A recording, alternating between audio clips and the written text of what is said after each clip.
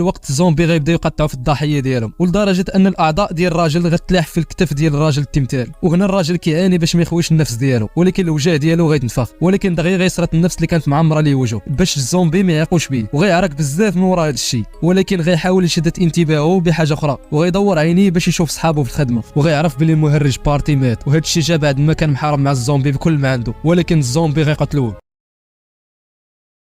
وبالنسبه للرسام باسكال حتى هو ما قدرش يفلت منهم، وما غيبقى فيه غير ايدو واللي كانت معلقه على اللوحه ديالو. ولكن الراجل التمثال ديال الفحم اللي شاد الكروسه بايدو باقي ثابت في بلاصتو، ولكن هو في الحقيقه ما ثابتش، فكل شويه كيتحرك بديك الكروسه باش يبعد على هذه البلاصه ويهرب. والزهر اللي عنده قدر يبعد شويه، والراجل التمثال كان فخور بصاحبه وفرحان حيت قدر يصبر لهذه المده الطويله، وكيتمنى انه ينجح. ولكن في هذه اللحظه غيبانوا جوج زومبي مضاربين على الراس ديال شي واحد، والراس غيطيح ليهم في ديك الكروسه ديال الراجل الفحم. ولكن هذا الراس مازال كيتحرك، وهنا السيد ما قدرش يصبر ومشى هرب، ولكن غيدوروا به الزومبي